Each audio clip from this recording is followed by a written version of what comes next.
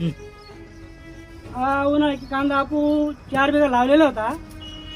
अपेक्षा होती शेतकरीला भाव भेटील अशी, पण भाव वाढत नाही होता. त्याच्यामुळे मी चाळी बाडाने भरून ठेवलेले आहे.